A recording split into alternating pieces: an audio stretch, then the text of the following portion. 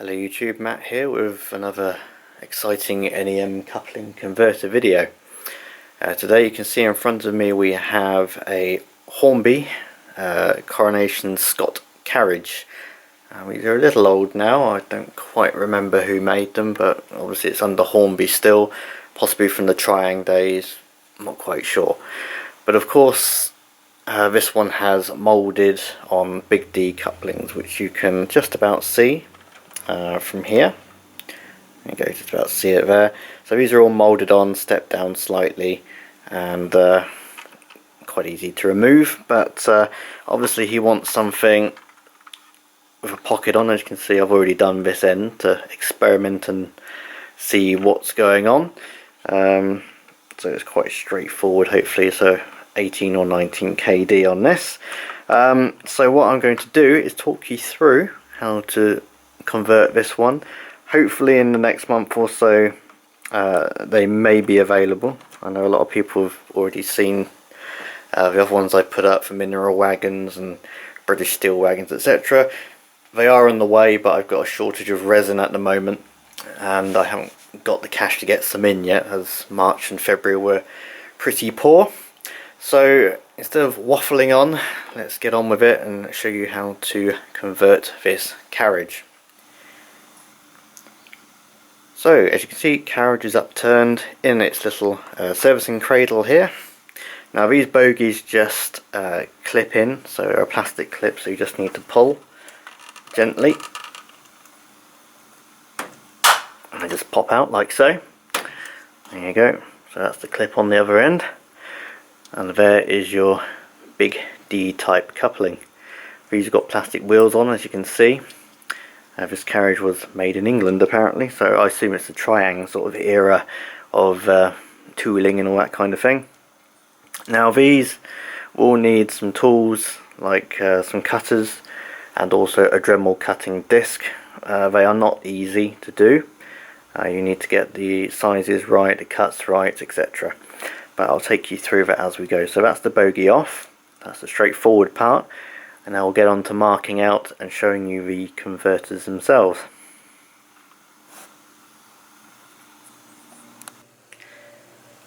Okay, so this is the scene, this is what we need. So we've got our sample or prototype converters here.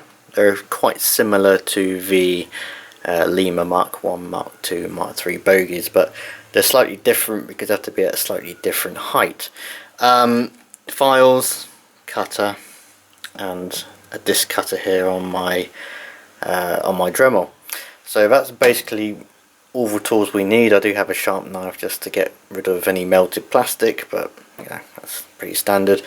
So it's pretty straightforward, and we'll dive straight into it once the sun changes direction and we can see what we're doing.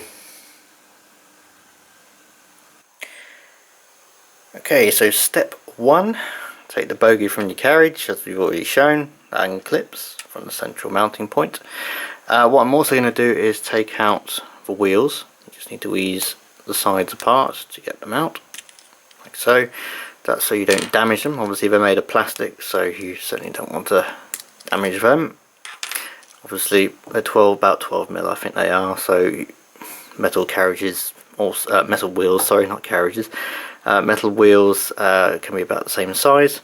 So that now leaves you with a bogie with nothing you can damage, hopefully. So first stage, you need to basically cut away the big D type coupling. You can just use some cutters. So with the flat face up against the back of where the coupling is moulded to, just clip them off like so. Also takes away the hook, so that's out of the way as well. So that leaves you with the front quite smooth. Just need to clean up where you've cut them off. I'll do that just now. Okay, so moving to the underside, you can see where the hook used to clip into, which is here. Now we need to basically cut that away so it's nice and level. So just do that now.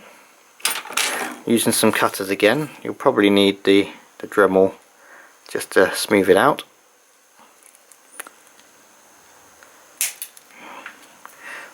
There you go, that's that gone as well. So I need to clean that up with the Dremel or a file.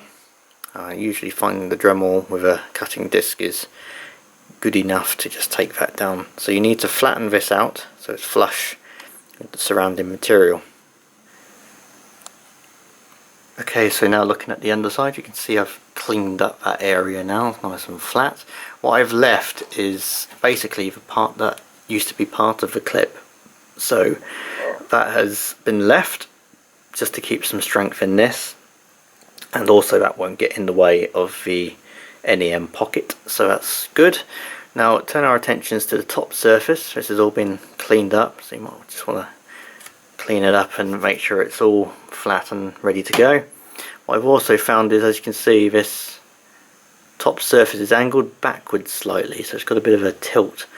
So on these prototypes there isn't really any scope for that, so I'm going to go back into the CAD and sort that out for the production ones.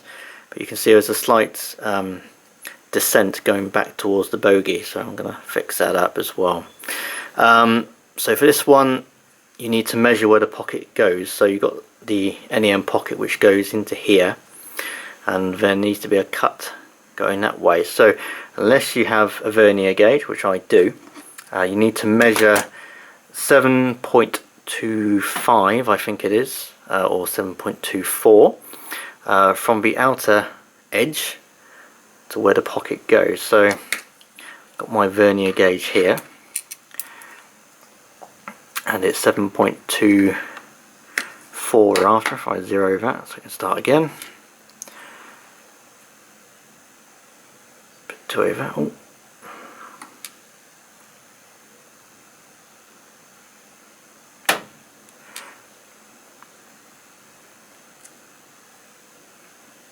.2425, so that's good. Tighten that up. We just need to measure from the outside, just score a line, so we know. You can see there's the line, and 7.25 on the other side. There you go. So that is the bit I need to cut out and go straight down. I do recommend the cutting disc for this, because I'll need to take a little bit out from underneath the step of this as well, just so it can tilt forward slightly. So that needs to be cut out with the cutting disc and back through underneath into this area here. So I'll do that now and we'll come back to it. Okay, so I've done the cutting. As we can see, I've cut the slot into the bogie on the top part of the plastic there, and as you can see, into the top as well, and also slightly through into this upper part of the plastic as well. Always best to keep checking as you're going to make sure the converter fits. So this is quite a nice tight fit. You can see there's still a little bit of swarf and debris around. You can see I've cut down into the plastic. I can tell you by how much.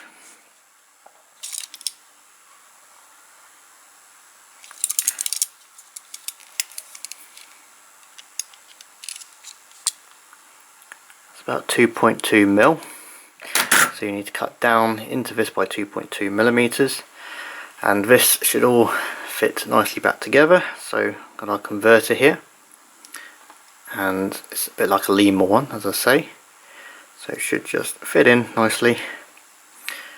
There you go, supports itself in there quite well, making sure it's nice, flat and level. Production ones will have a built-in angle into this top surface, so it actually sits straight. As mentioned before, the top surface on here, on this piece of plastic coming out, sits backwards, so it's got a downward tilt, you can see there, which then positions this converter pointing upwards, which I don't want. Usually points it up by about 0.5 of a mil, which is no good. So the production ones will have that fixed and should be okay. So once you're happy, put your wheels back on and just do a little run through and make sure it all sits correctly at the right height. It should be okay. I've tested it myself, so it should be good to go. Now glue I will recommend Araldite, as this is injection molded plastic, as you know, and it's quite shiny and super glue does not take to it very well, and there is no real points to mount it on, so use Araldite on the surface and on the back surface as well, and that should hold it nice and securely, like I found out on my Lima ones. So I'll get them all glued up and I'll get back to you when it's all set and ready to go, which will be probably tomorrow morning. Okay, so the converter is now glued on, you can see there, so that's all in the correct place. I've modified the CAD to help it with the slight decline backwards, you can see there. So that's all ready to go. I've printed a load of samples, so they'll be going back with this carriage. So the glue's all dry, so use Araldite, as I say, or epoxy resin. Just make sure it glues in the right place and in the right height. So I'm happy with that, so what I'll do now is I'll attach it back to the carriage and we'll do a height gauge check. So here we are on the piece of test track with our KD height gauge. So all looks good so far. This is a KD 19 fitted to the pocket, so if we just roll it along and up to the coupling height gauge, that looks pretty good to me. It's slightly high, as I say, because of my droopy coupling height gauge, so that is pretty much spot on. If I just lower this down slightly, so 18s or 19s on this, depending on your radius of corners, of course. So very happy with that. Got another one coming up in the next few days, which is a similar bogey type, but again the coupling is at a different position, so we'll need a completely different converter. Hope you've enjoyed this and hope it helps. These will hopefully be available at some point at the end of April, maybe May, and keep safe and keep modelling.